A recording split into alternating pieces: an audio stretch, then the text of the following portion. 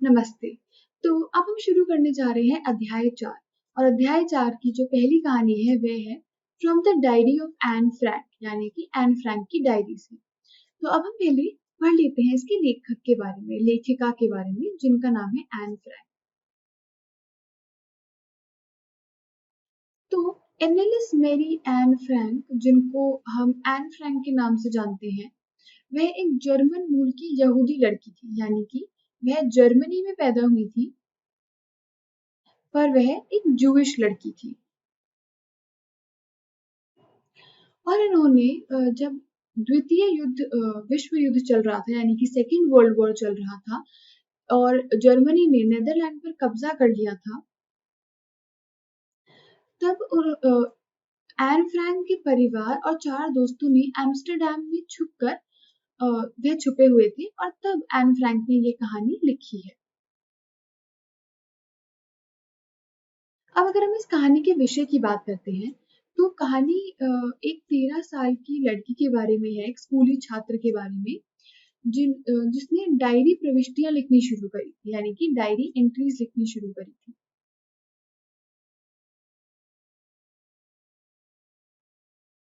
और ये जो डायरी है ये उन्हें अपने जन्मदिन पर मिली थी एक उपहार के रूप में। एन जो है वह अपने स्कूल के अनुभव के बारे में लिखती है इसमें। जैसे कि उन्होंने बोला कि उनके जो गणित के शिक्षक थे मिस्टर की सिंह यानी कि श्री की सिंह, वह इस कहानी में एक बहुत ही महत्वपूर्ण पात्र निभाते हैं क्योंकि वह बातूनी होती है, मतलब एन फ्रैंक इतनी बातूनी होती है कि उन्हें सजा के तौर पर मिस्टर कीसिंग हमेशा एक निबंध लिखने को दे देते थे।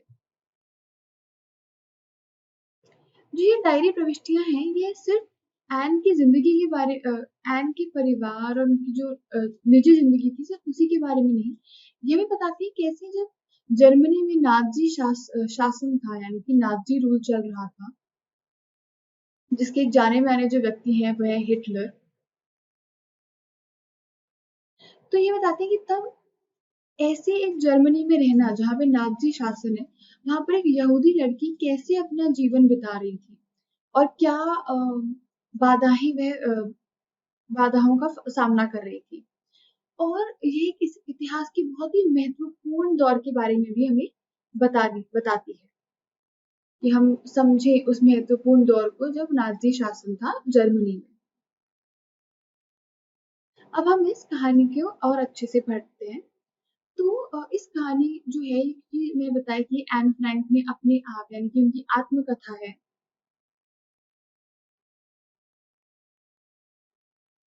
आत्मकथा यानी कि ऑटोबायोग्राफी है ये।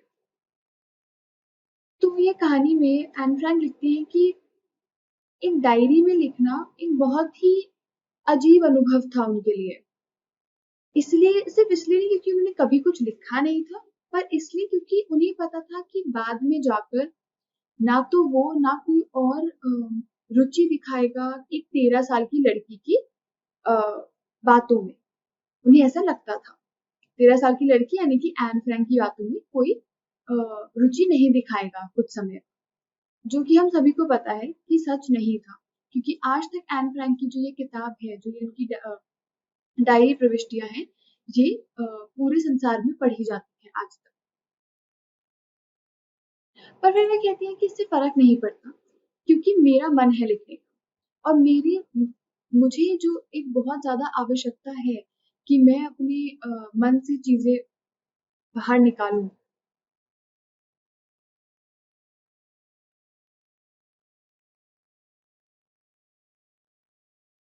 जो वह सोच रही है उसे वह अपने मन से निकालना चाहती है, तो उसके लिए वह डायरी में लिखना चाहती है, तो इसलिए उन्हें फर्क नहीं पड़ता कि कोई इसे आगे जाके पढ़ेगा या नहीं पढ़ेगा।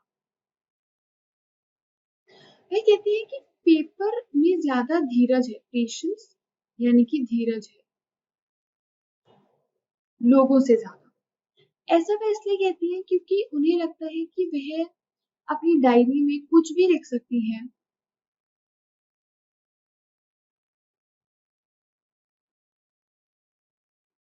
अपनी राज उसे बता सकती है और वह जो डायरी है वह कभी भी उन्हें जज नहीं करेगी।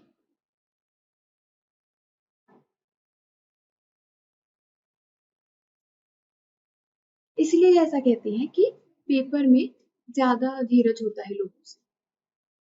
वह कहते हैं कि उन्होंने ये जो कहावत है यानी कि जो उन्होंने कहा है उसके बारे में उस तब सोचा जब वे थोड़ा सा उदास महसूस कर रही थी, यानी कि डिप्रेस्ड महसूस कर रही थी और अपने घर में बैठी हुई थी, अ, और वह ऊब गई थी और उनकी कोई रुचि नहीं थी, वह कुछ सोच नहीं रही थी और उन्हें लगा कि मुझे घर में रहना चाहिए या बाहर जाना चाहिए। तब उन्होंने इस चीज के बारे में सोचा। फिर लेकिन वो घर में ही रही और तब उन्हें लगा कि पेपर में ज्यादा धीरज होता है, और क्योंकि वह किसी और को अपनी ये जो किताब है वह नहीं पढ़ने देने वाली थी, जिसको वह डायरी कहती थी, जिस किताब को वह डायरी कहती थी, वह वो किसी को पढ़ने नहीं देने वाली थी जब तक उनका कोई सच्चा दोस्त नहीं बन जाता, यानी कि कोई रियल फ्रेंड नहीं बन जाता। तब तक वह किसी को भी ये डायरी नहीं पढ़ने देने वाली थी। तो फर्क नहीं पड़ता है कि वह उसमें क्या लिखती है। फिर वो कहती हैं कि और अब मैं वापस इस बात पर आती हूँ कि मेरे पास डायरी इसीलिए है क्योंकि मेरा कोई दोस्त नहीं है।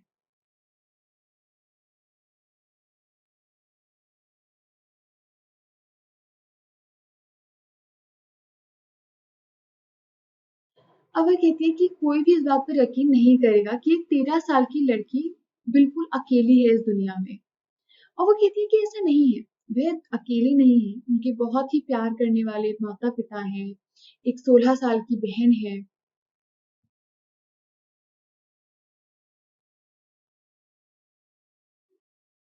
और ऐसे 30 लोग और हैं जिन्हें वह अपना दोस्त कहती है।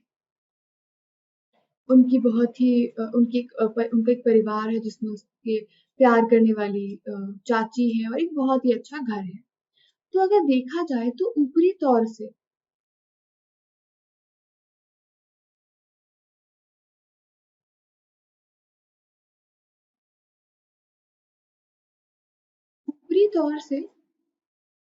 उनके पास सब कुछ है सिवाय एक सच्चे दोस्त के। जब भी वे अपने दोस्तों के साथ होती है तो बस उन्हें यही लगता है कि उन्हें एक अच्छा समय बिताना है, और वह हर सिर्फ साधारण रोजमर्रा की चीजों के बारे में बात करती है उनसे।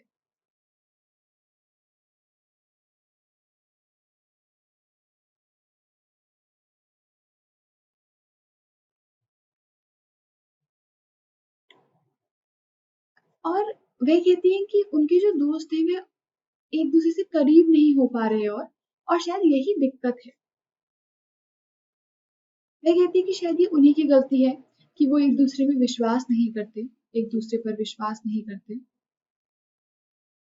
कन्फाइड यानी कि विश्वास नहीं करते, एक दूसरे को अपने राज नहीं बताते। पर वह कहती है जो भी है चीजें ऐसी ही हैं, और दुर्भाग्य से वह बदलने की प्रवृत्ति भी नहीं है उनमें, कि they are not liable to change.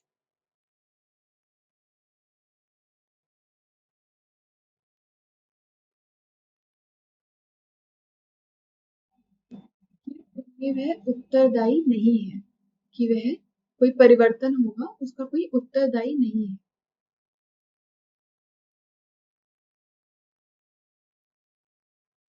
और इसीलिए उन्होंने एक डायरी लिखना शुरू किया है।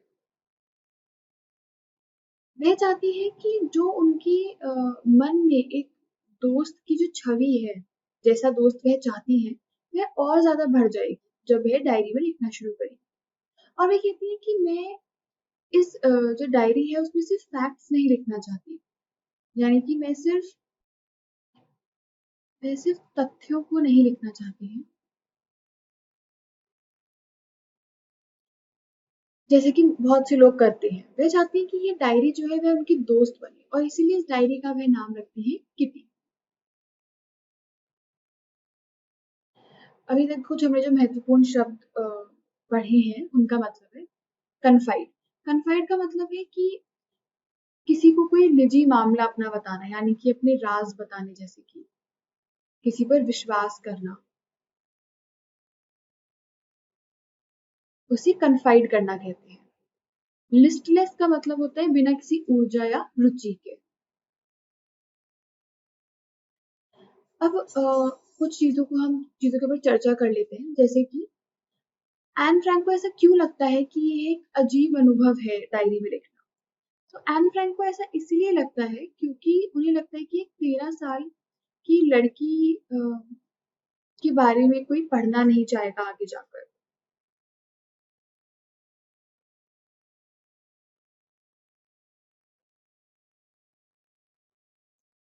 कि वह क्या सोच रही थी और उनकी जिंदगी में क्या हो रहा था। उन्हें लगता है कि कोई यह पढ़ना नहीं चाहेगा और इसलिए उनके लिए एक अजीब अनुभव है डायरी में। एंड एक डायरी क्यों रखना चाहती है? तो वे एक डायरी रखना चाहती है क्योंकि उनका कोई सच्चा दोस्त नहीं है जिससे वह अपने मन की बातें कह सके। और उन्हें लगता है कि जो उनकी डायरी है यानी कि जो पेपर है वह उसमें ज्यादा धीरज है जितना लोगों में नहीं होता। एन को ऐसा क्यों लगा कि वह अपनी डायरी में पर ज्यादा विश्वास कर सकती है लोगों से? तो जैसे कि मैंने कहा कि पहला तो यही कि उनकी डायरी में ज्यादा धीरज है जो लोगों में नहीं होता। उनकी उनकी जो डायरी है वह उन्हें जज नहीं करेगी और वह अपने मन की जितनी भी बातें हैं वह सब उसमें लिख सकती हैं और इसलिए वह उसमें ज्यादा विश्वास करती है। वह कहती है, अब हम वापस कहानी पे आ जाते हैं, तो वह कहती है कि क्योंकि कोई भी मेरी बात पर यकीन नहीं करेगा, कोई मेरी बात समझेगा नहीं अगर मैं अपनी डायरी में सिर्फ कहानी लिखना शुरू कर देती हूँ अपनी जिंदगी। तो उन्हें लगता है कि उन्हें एक संक्षिप्त देना चाहिए अपनी जिंदगी के बारे में, जो कि उन्हें पसंद नहीं है करना, लेकिन लगता है कि ये महत्वपूर्ण भी है। यानी कि एक ब्रीफ स्केच देती है वो अपनी जिंदगी के बारे में। वह कहती है कि मेरे जो पिता हैं वह बहुत ही प्यारे इंसान हैं और उन्होंने उन्होंने उनकी माँ से 36 साल की उम्र यानी कि 36 की एज तक शादी नहीं करी थी और उनकी माँ तब 25 साल की थी।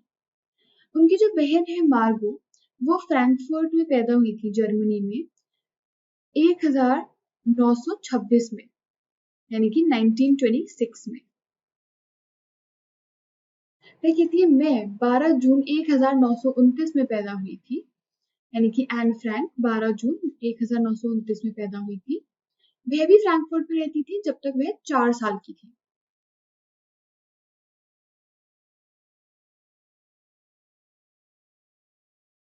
फिर उनके जो पिता हैं वह हॉलैंड चले गए, विदेश चले गए। एमिग्रेटेड का मतलब होता है विदेश जाना।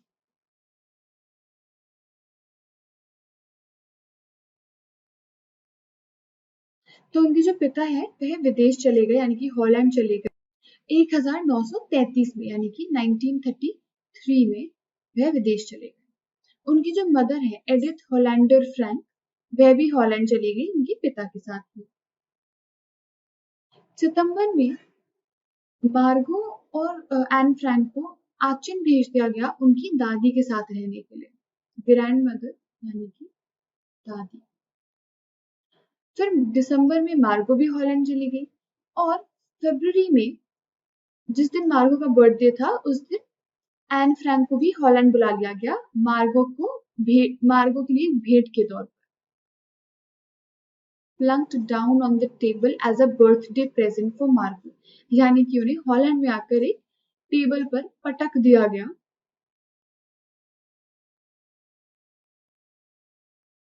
एक भेंट के तौर पर, यानी कि बर्थडे प्रेजेंट, भेंट के तौर पर, उपहार के तौर पर। उन्होंने वहां पर हॉलैंड में मॉन्टेसरी नर्सरी स्कूल में पढ़ाई शुरू करी। वहां पर वह 6 साल की उम्र तक रही, जहां उन्होंने अपनी पहली कक्षा शुरू करी और छठी कक्षा में उनकी जो टीचर थी यानी कि अध्यापिका थी मिसेस क्यूपरस, वह एक संचालिका भी थी यानी कि एक हेड मिस्ट्रेस भी थी।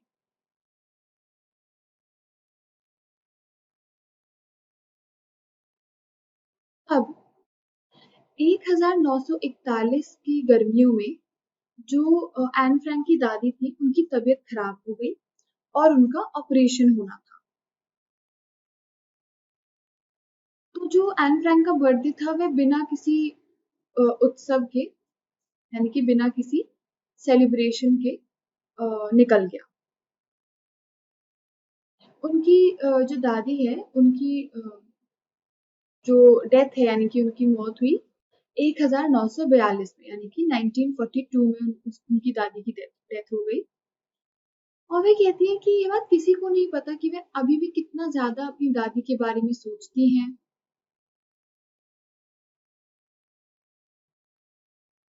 और उनसे प्यार करती हैं।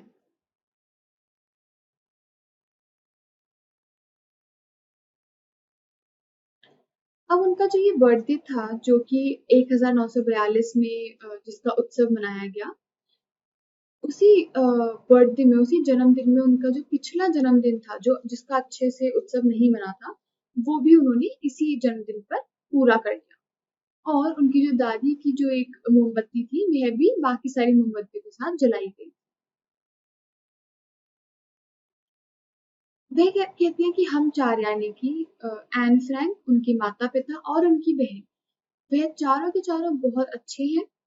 और अब वह जो प्रेजेंट डेट है, यानी कि जो अ, वर्तमान तिथि है, यानी कि 20 जून 1942, अब वह उसके बारे में बात करना शुरू करती है। अभी तक वो हमें अपनी सिर्फ जो पास्ट लाइफ थी, यानी कि जो इससे पहले उनकी जिंदगी में हुआ था और जो लोग उनकी जिंदगी में थे, उनके बारे में बता रही थी। पर अब वह वर्तमान तिथि के बारे में बता रही है। अभी तक हमने जो शब्द देखे हैं, उनका उनका मतलब है प्लंक्ड डाउन। प्लंक डाउन का मतलब है आकस्मिक तरीके से नीचे रख, जैसे कि आप देख सकते हैं किसी चीज को ऐसे नीचे रखते हैं। अब हम चर्चा करते हैं कि एन फ्रैंक अपनी जिंदगी के बारे में एक संक्षेप में हमें क्यों बताती है। तो एन फ्रैंक ऐसा इसलिए करती हैं क्योंकि उन्हें लगता है कि अगर उनकी वह अपनी जिंदगी के बारे में और उसमें जो लोग हैं उसके बारे में नहीं बताएंगी, तो किसी को भी उनकी कहानियां समझ नहीं आएंगी।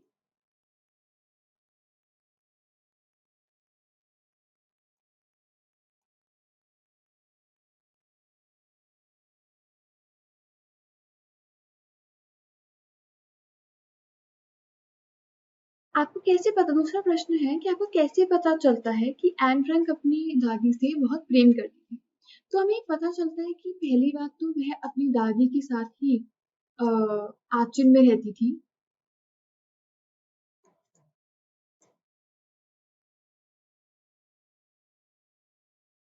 जब उनके माता पिता और बहन हॉलैंड चले गए थे, तो वह अपनी दादी के साथ रहती थी आचन में।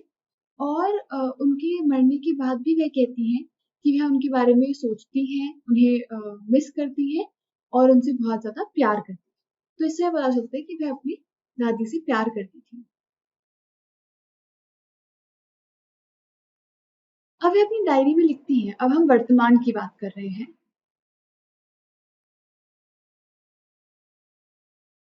तो वह अपनी डायरी में लिखती हैं कि मेरी पूरी जो कक्षा है वह बहुत ही डरी हुई है और कांप रही है। क्वेकिंग का मतलब होता है कांपना। वह कांप रही है और इसका जो कारण है वह है जो आने वाली बैठक है अध्यापकों की, जिसमें वह ये निर्णय लेंगे कि किस बच्चे को अगली कक्षा में भेजना है और किसी इसी कक्षा में रोक लेना है। आधी से ज्यादा, आधी जो उनकी कक्षा है वह दाव लगा रही है, यानी कि बेट्स।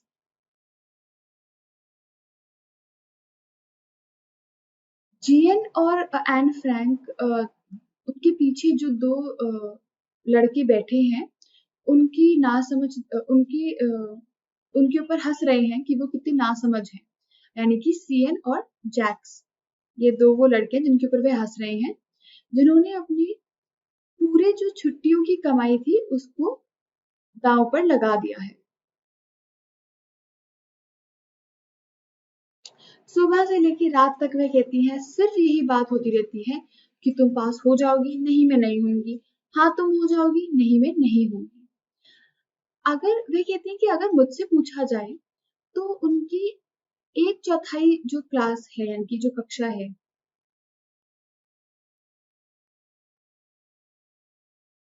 कि एक चौथाई जो कक्षा है वह बिल्कुल नासमझ है और उन्हें इसी कक्षा में रोक लेना चाहिए। वे कहते हैं कि उन्हें इतनी चिंता नहीं है अपने बारे में या अपने दोस्तों के बारे में, क्योंकि उन्हें पता है कि वे अगली कक्षा में चले जाएंगे। बस एक ही विषय है जिसका उन्हें डर है और वो है मैथ्स, यानी कि गणित। पर वे कहती है अब हम सिर्फ इंतजार कर सकते हैं और तब तक के लिए वे एक दूसरे को दिलासा देते रहते हैं। एन फ्रैंक हमें बताती है कि वह अपने अध्यापकों से उनकी बहुत बनती है। नौ वह कहते हैं कि 9 अध्यापक है जिनमें से 7 आदमी हैं और 2 औरतें हैं। मिस्टर कीसिंग जो कि एक काफी ओल्ड यानी कि पुराने एक अध्यापक हैं जो उन्हें गणित सिखाते हैं, वे एन फ्रैंक से बहुत परेशान है यानी कि अनॉयड है,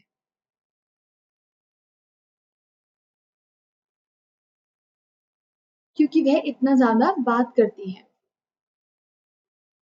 और बहुत सारी चेतावनी देने के बाद वह उन्हें हमेशा अधिक गृह कार्य यानी कि एक्स्ट्रा होमवर्क दे देते हैं।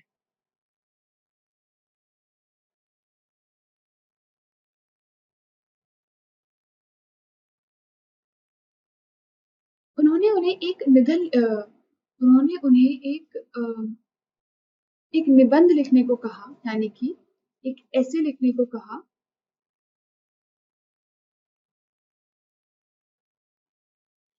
और चैटर बॉक्स यानी कि एक गप करने वाला इंसान, यानी कि जो बहुत ही बातूनी इंसान होता है, तो उन्होंने ये विषय उन्हें दिया और चैटर बॉक्स कि इसके ऊपर भी एक निबंध लिखे। तो एन फ्रैंक को लगा कि इसके बारे में क्या ही लिखा जा सकता है, पर फिर उन्होंने सोचा कि वह इसके बारे में बाद में चिंता करेंगे। उन्होंने वह विषय का नाम अपनी किताब में लिख लिया और उसे अपने बैग में रखकर शांत रहने की कोशिश करी। फिर उस शाम को जब उन्होंने अपना सारा गृह कार्य खत्म कर लिया था, तो उनकी नजर अपनी उस निबंध पर पड़ी जो उन्हें लिखना था, और वे सोचने लगी अपनी फाउंटेन पेन की नोक को चबाते हुए कि वह इस विषय के बारे में क्या लिख सकती है, इस सब्जेक्ट के बारे में क्या लिख सकती है। वह कहती है कि कोई भी कुछ भी लिख सकता है और शब्दों के बीच में ज्यादा स्पेस यानी कि जगह छोड़ सकते हैं ताकि जो निबंध है वो जल्दी खत्म हो जाए। पर वे कहती है जो चालाकी है वो इसमें है कि आप बहुत बहुत ही अच्छे और ठोस तर्क दें, यानी कि कन्विंसिंग आर्ग्यूमेंट्स, ठोस तर्क दें कि क्यों बात करना जरूरी है। और उन्हें बहुत सोचा और फिर अचानक से उन्हें एक आइडिया आया, यानी कि एक विचार आया, और उन्होंने 3 पन्ने लिख दिए जैसे कि मिस्टर कीसिंग ने उन्हें बोला था, और वे बहुत ज्यादा सेटिस्फाइड यानी कि संतुष्ट थी इस चीज से। उन्होंने अपने निबंध में ये लिखा कि एक छात्र का बात करना हर छात्र का बात करना एक लक्षण होता है और वे बहुत प्रयास करेंगे कि वह इसे कंट्रोल में यानी कि काबू में रखें। ट्रेट का मतलब होता है लक्षण। वह साथ ही साथ ये भी कहती हैं कि मैं लेकिन अपनी इस आदत को यानी कि अपनी इस हैबिट को चेंज नहीं कर सकती, इसे हटा नहीं सकती, क्योंकि उनकी जो माँ है वह भी उतनी ही बातूनी है, या शायद एन फ्रैंक से ज्यादा बातूनी है, और इसीलिए जो यह लक्षण है उनकी वह इनहेरिटेड ट्रेट्स है, यानी कि ये जो लक्षण है वह उन्होंने अपनी माता से लिए हैं, यह लक्षण उन्हें विरासत में मिले हैं।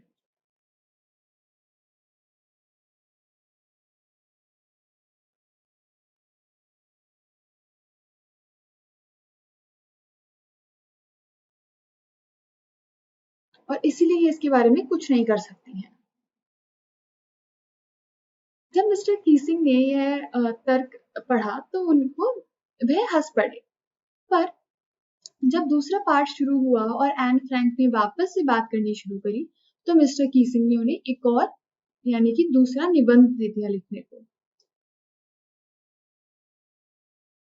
इस बार जो निबंध था उसका विषय था एन इनकॉरिजिबल चैटरबॉक्स, यानी कि एक ऐसा बातूनी व्यक्ति जो कि सुधर नहीं सकता।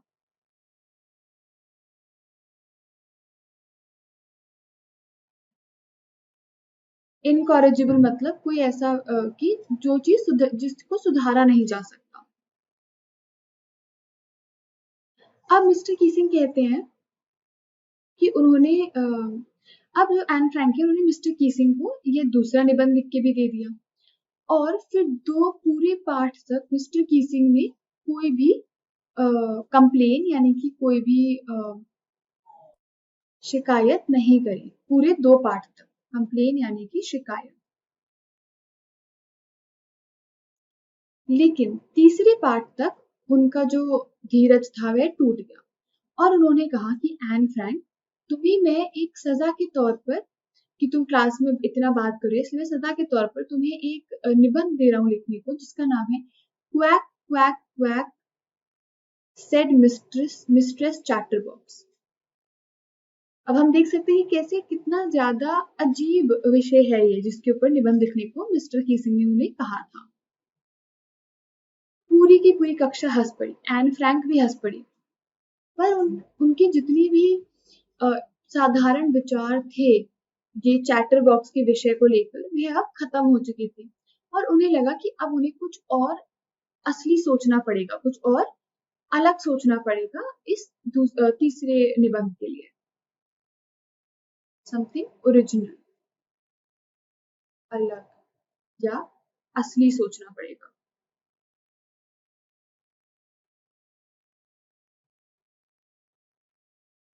फिर वे बताती हैं एन फ्रैंक कि उनकी जो फ्रेंड थी सैन, जो कि कविता में बहुत ज्यादा, शायरी में बहुत अच्छी थी, उन्होंने एन फ्रैंक को हेल्प करने के लिए, यानी कि उनकी मदद करने के लिए वह राजी हो गई, और उन्होंने कहा कि हम शुरू से लेके अंत तक जो ये निबंध है उसे एक कविता के रूप में लिखेंगे, यानी कि एक वर्स के फॉर्म में लिखेंगे। और एन फ्रैंक खुशी से कूद पड़ी। मिस्टर कीसिंग जो थे वह एन का मजाक उड़ाने की कोशिश कर रहे थे, पर यह इतना अजीब और भद्दा विषय देखकर, पर एन फ्रैंक ने भी सोच लिया था कि वह मिस्टर कीसिंग के ऊपर यह मजाक पलट देगी। एन फ्रैंक ने अपनी कविता लिखनी खत्म करी, जो कि बहुत ही अच्छी थी। वह एक मादा बत्तख और एक पिता हंस के बारे में थी, जिनके 3 छोटे बत्तख थे, और जो पिता हंस है उन्होंने अपने बच्चों को, यानी कि जो छोटे बत्तख थे उन्हें काट कर मार दिया था, क्योंकि वह बहुत ज्यादा क्वैक करते थे, यानी कि बहुत ज्यादा बात करते थे। अब अच्छी बात ये थी कि मिस्टर कीसिंग ने इस मजाक को अच्छे तरीके से लिया। उन्होंने ये कक्षा में कविता पढ़ी, अपने खुद की भी विचार बताए, और भी बाकी सारी कक्षाओं में भी इस कविता के बारे में पढ़ा। तब से एन को उन्होंने फिर अनुमति दे दी थी कि वह कक्षा में बात कर सकती थी, और उन्हें कोई अधिक गृह कार्य भी नहीं मिलता था इसके लिए। और अब अजीब बात ये थी कि मिस्टर कीसिंग भी इन दिनों मजाक करने लगे थे। तो ये एन की पहली डायरी एंट्री थी, यानी कि डायरी प्रविष्टि थी।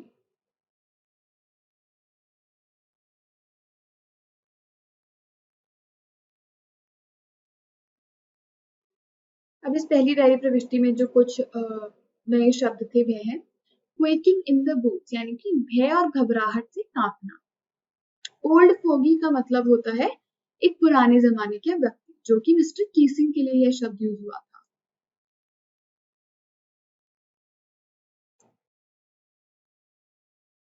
रैम्बल ऑन का मतलब होता है कि लंबे समय तक लक्ष्यहीन बात करना या लिखना, कि बहुत समय तक बिना किसी मतलब की बात करते चले जाना। कन्विंसिंग आर्ग्यूमेंट का मतलब होता है कि एक इस तरह बयान देना कि लोग उस पर विश्वास करे ही करें। इनहेरिटेड ट्रेट्स का मतलब होता है गुण जो माता पिता से आते हैं, जो कि शारीरिक या मानसिक दोनों हो सकता है। इनकॉरिजिबल का मतलब होता है ऐसा कुछ जो सुधारा नहीं जा सकता, जैसे कि मैंने आपको कहा था जब उन्होंने उसे जो दूसरा निबंध दिया वो था कि एन इनकॉरिजिबल चैटर बॉक्स, यानी कि एक ऐसा बातूनी व्यक्ति जो सुधर नहीं सकता। तो इनकॉरिजिबल का मतलब होता है जो सुधारा नहीं जा सकता।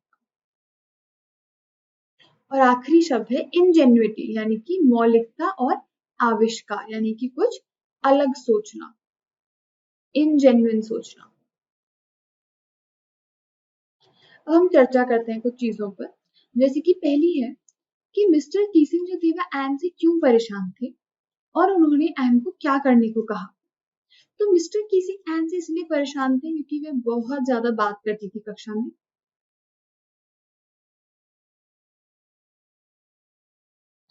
और उन्होंने उसे निबंध लिखने को कहा जो कि उनका और उन्हें अधिक गृह कार्य देते थे।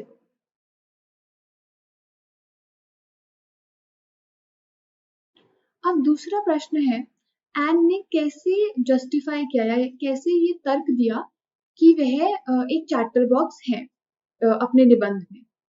तो एन ने ये ऐसे किया कि उन्होंने बोला कि ये जो उनके बात करने के लक्षण है ये उनके अंदर विरासत से उनको मिले हैं, ये उनकी विरासत है, क्योंकि उनकी जो माँ है वह भी उतनी ही बातूनी है या शायद एन फ्रैंक से ज्यादा बातूनी है, और इस चीज के बारे में वह कुछ नहीं कर सकती, पर वह ये जरूर कहती हैं कि वह प्रयास करेंगी कि वह कम बात करें।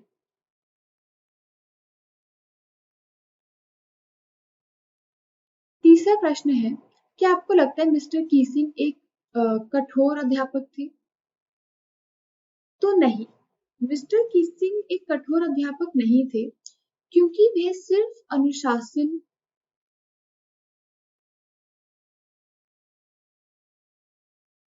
चाहते थे अपनी कक्षा में और चाहते थे कि बच्चे बात ना करें, जो कि हर अध्यापक चाहता है। वह सिर्फ अपने बच्चों की भलाई के बारे में सोच रहे थे।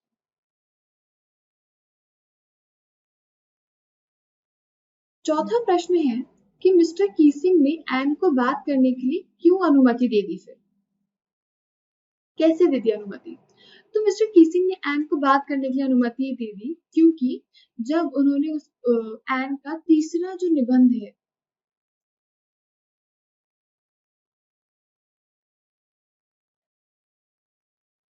जो तीसरा निबंध था quack quack quack said mistress chatterbox, उसको पढ़ने के बाद उन्होंने उसे अनुमति दे दी कक्षा में बात करने की, क्योंकि उन्होंने देखा कि कैसे एन के अंदर अभी भी एक बचपना है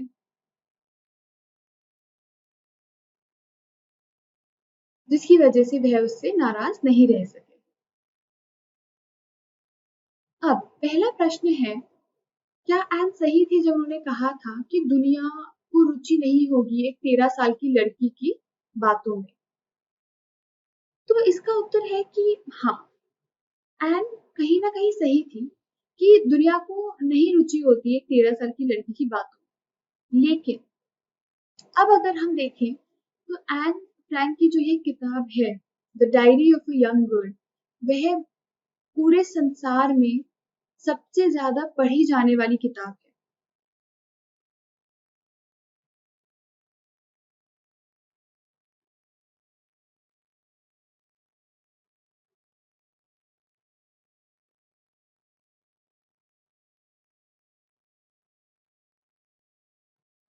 और इसे अलग अलग भाषा में भी लिखा गया है, यानी कि ट्रांसलेट किया गया है। तो इसीलिए एन फ्रैंक सही नहीं थी कि कोई भी एक 13 साल की लड़की की बातों में रुचि नहीं रखेगा। दूसरा प्रश्न है कि आपको क्यों लगता है एन ने अपने परिवार के बारे में एक संक्षेप रूप में बताया। क्या वह किटी को, यानी कि जो उनकी डायरी थी, वह उसे एक वह उसे एक बाहरी व्यक्ति की तरह देखती थी या एक अंदरूनी व्यक्ति की तरह। तो अगर हम इसके पहले भाग के बारे में बात करें तो एन फ्रैंक ने अपने परिवार के बारे में संक्षेप रूप में इसलिए बताया क्योंकि उन्हें लगता है कि अगर वह अपने परिवार के बारे में और अपनी ज़िंदगी के बारे में उन्हें नहीं बताती, जो लोग पढ़ रहे हैं उन्हें, तो किसी को भी उनकी कहानियाँ समझ नहीं आती।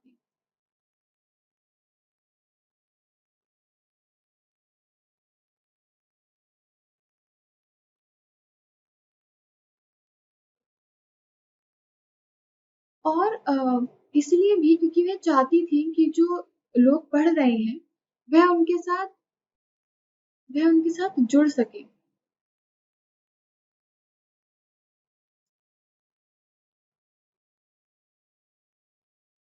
वह चाहती थी कि वह कनेक्ट कर सके जो लोग पढ़ रहे हैं उनकी ये किताब उनके साथ।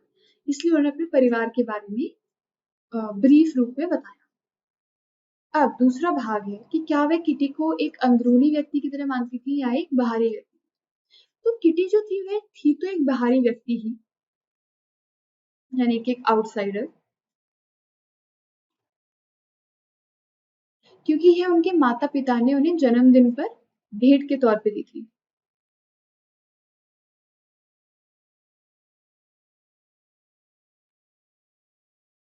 पर एन फ्रैंक जो है वह उन्हें अपना बेस्ट फ्रेंड मानती थी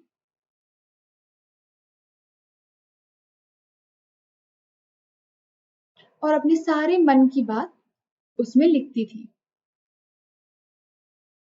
तो इसलिए एन फ्रैंक उसे एक अंदरूनी व्यक्ति की तरह ट्रीट करती थी।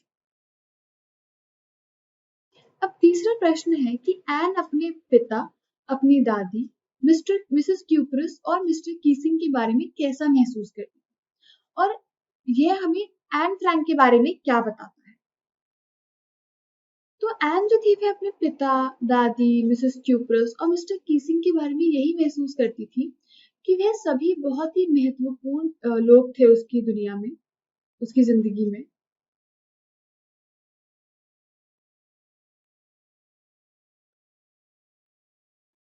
और इन सभी ने एन के जीवन में और उनके दिमाग पर एक अच्छा प्रभाव डाला था।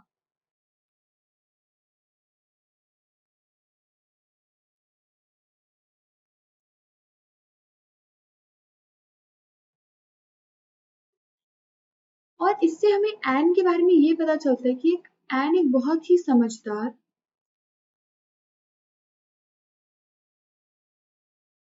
और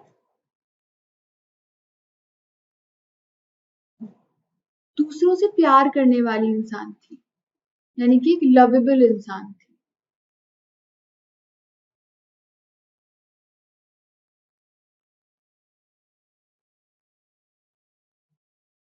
चौथा प्रश्न है कि एन अपने जो पहला निबंध है उसमें क्या लिखती है। तो एन का जो पहला निबंध था और चैटर बॉक्स,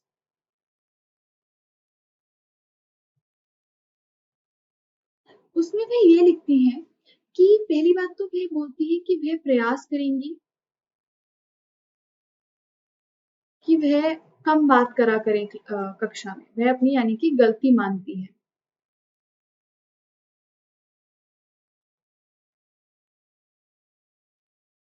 पर साथ ही साथ वह ये भी कहती है कि उनका बात करना एक विरासत में मिला हुआ लक्षण है,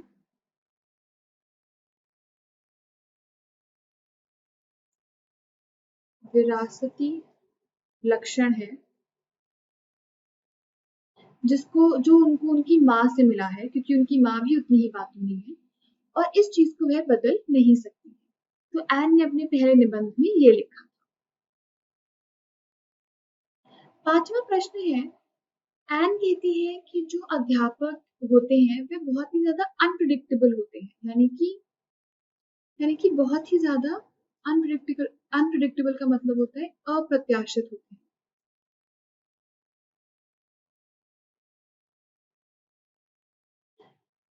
तो क्या मिस्टर कीसिंग अप्रत्याशित थे, यानी कि अनप्रिडिक्टेबल थे, और कैसे। तो हाँ, मिस्टर कीसिंग अप्रत्याशित थे, यानी कि अनप्रिडिक्टेबल थे, क्योंकि पहले तो वह एन को निबंध लिखने को देते थे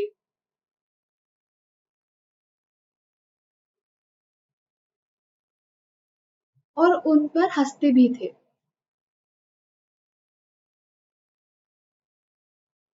पर फिर बाद में उन्होंने एन को अनुमति दे दी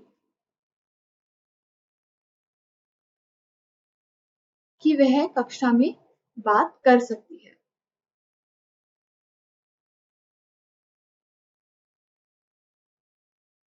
तो इससे हमें पता चलता है कि मिस्टर कीसिंग जो थे वो एक अप्रत्याशित व्यक्ति थे, कि कोई भी सोच नहीं सकता था कि वे क्या करने वाले हैं। छठा प्रश्न है कि यहाँ पर कुछ स्टेटमेंट्स यानी कि कुछ बयान दिए गए हैं। तो ये जो बयान है हमें एन फ्रैंक के बारे में क्या बताते हैं कि वो कैसी व्यक्ति थी। तो अगर हम पहले बयान को पढ़ें, we don't seem to be able to get any closer and that's the problem. Maybe it's my fault that we don't confide in each other. वह कहती है कि जब अपने दोस्तों की बात कर रही हैं तो वह कहती है कि हम एक दूसरे से करीब नहीं आ पा रहे और शायद यही दिक्कत है। और वह कहती है कि मे बी शायद ये मेरी ही गलती है कि हम एक दूसरे पर विश्वास नहीं कर पा रहे। तो इससे हमें पता चलता है कि एन जो थी वो बहुत ही रिजर्व्ड इंसान थी, यानी कि वह अपने में ही रहना पसंद करती थी।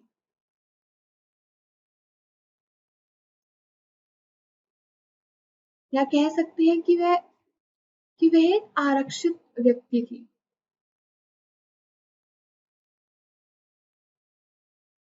आरक्षित व्यक्ति थी।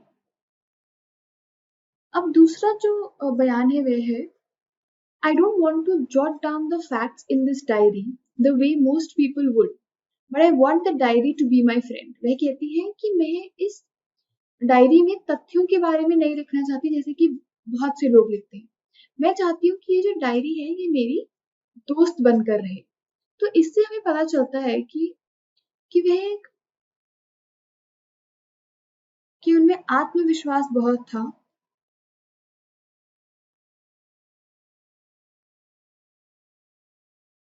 और उनकी जो कल्पना थी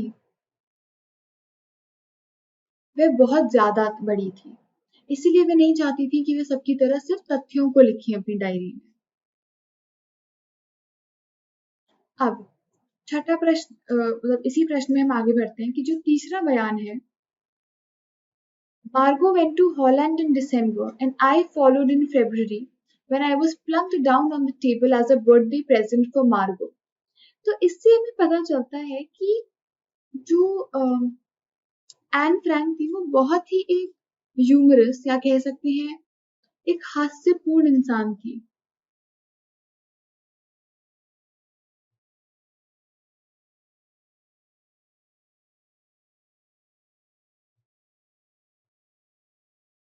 कि उनका ये कहना कि मुझे मार्गो के जन्मदिन पर एक भेंट के तौर पर हॉलैंड में आकर पटक दिया गया था, यानी कि प्लंक्ड डाउन। तो ये एक हास्य की बात है, ये एक बहुत ही फनी बात है। अब चौथा बयान है, If you ask me, there are so many dummies that about a quarter of the class should be kept back. But teachers are the most unpredictable creatures on earth. तो वह कहती है कि अगर मुझसे पूछा जाए तो मेरी एक चौथाई जो कक्षा है वह नासमझ है और उन्हें इसी कक्षा में रोक लेना चाहिए। पर वह ये भी कहती है कि जो अध्यापक हैं वह बहुत ही ज्यादा अनप्रिडिक्टेबल होते हैं, तो इसलिए कुछ कह नहीं सकते। तो इससे हमें पता चलता है कि वह एक बहुत ही इंटेलिजेंट या समझदार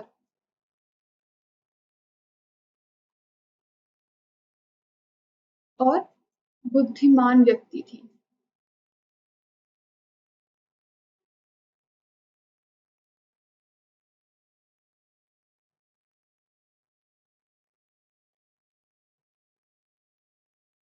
अब अगली बार हम इसी कहानी को वापस से दोहराएंगे, क्योंकि ये कहानी थोड़ी सी कठिन है समझना, तो हम इसी को वापस से दोहराएंगे ताकि हम किसी भी तरीके का हमारे मन में डाउट ना रह जाए, किसी भी तरीके का एक हमें ऐसा कुछ भी ना हो जो हमें समझ ना आए। धन्यवाद।